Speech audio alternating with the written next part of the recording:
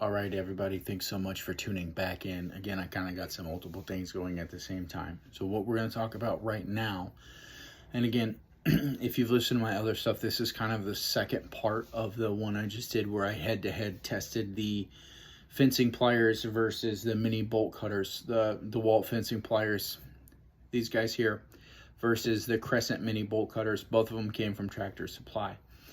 So this is the what I take with me when I'm running my dog. So if you guys are listening on the podcast, this is episode 7 of the Intro into Hunting podcast. And if you guys are watching on YouTube, this is the next video on the Squatches Shenanigans YouTube channel. So the first thing, obviously, after the video I just posted is going to be fencing pliers in the truck and mini bolt cutters in the vest. The next thing I always like to keep with me are a pair of dog booties. Again, these are not super expensive. They're not overly fancy, but they do offer some real protection for your dog's feet.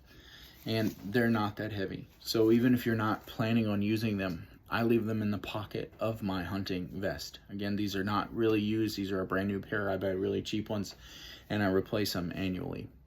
Or at least that is the plan. We're in the middle of training the puppy. The next thing I carry in the truck is a large bottle of doggy aspirin. On my person, I have just a leftover pill bottle from whatever, right? A lot of stuff comes inside of those, and I keep a few of them on there, and it can really make a difference in his swelling and his ability to continue. The next thing that I do keep on my person is a bitter bandage. Okay, again, this one's got hearts all over it. It's what was on sale, and it's normally in a Ziploc bag to keep that bitterness inside. So in the event that something happens and I have to be able to get it out of him or wrap him up or stop bleeding, the bitter bandage is a wonderful thing to use. It also has a bitter taste, so it kind of stops him from wanting to chew on it, and the pink's just a nice color.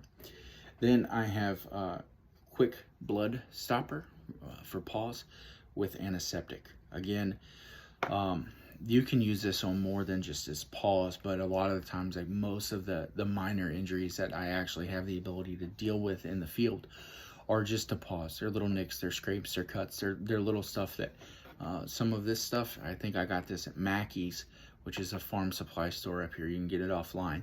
And a couple Q-tips can really kind of save the day in hunting and at least make him a little bit more comfortable.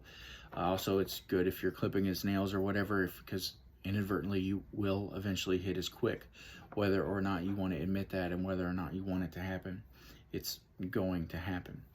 The next thing that I like to keep kind of in the truck / on me, depending on how far we're going away from the truck, are these ear cleaning pads, right? I do like to keep them inside of the container because they are moist. They're to get whatever's in his ears out and kind of clean them, disinfect them. He is a black lab.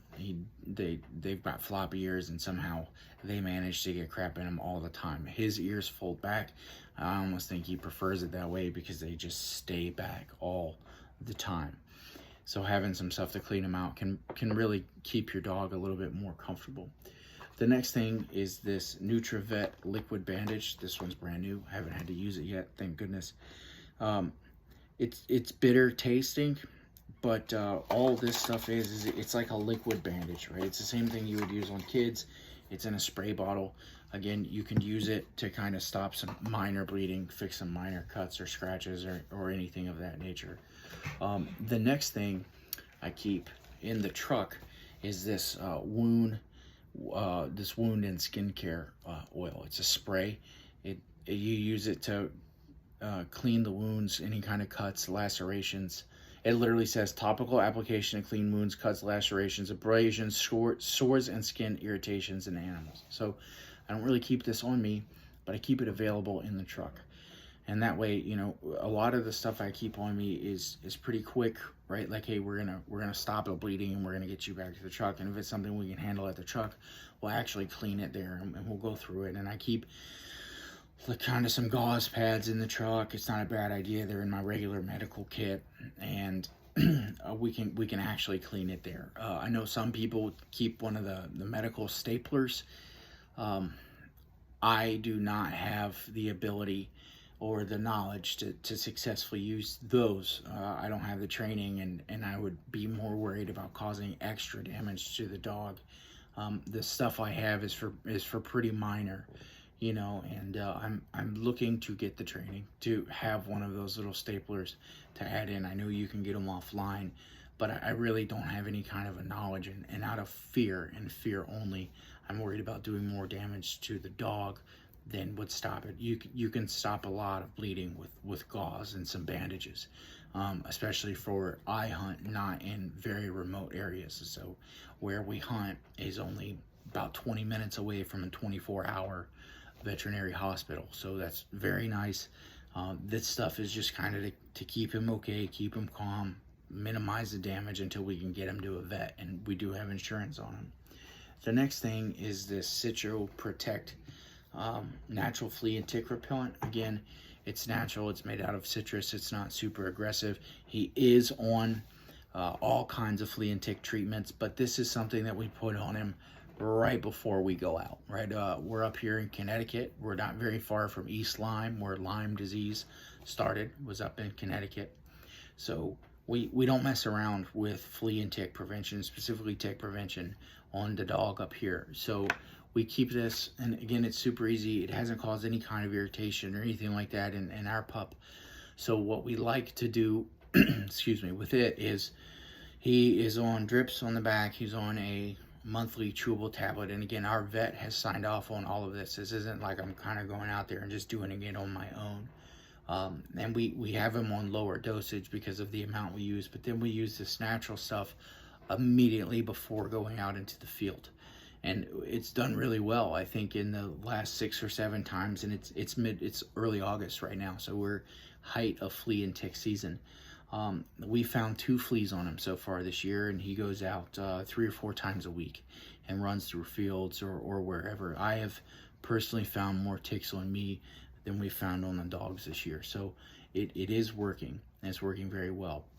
The other thing, I didn't break it out because I leave it in the bag, is I have a good multi-tool that I leave in my vest, okay? It's one of the SOG ones with like the gears.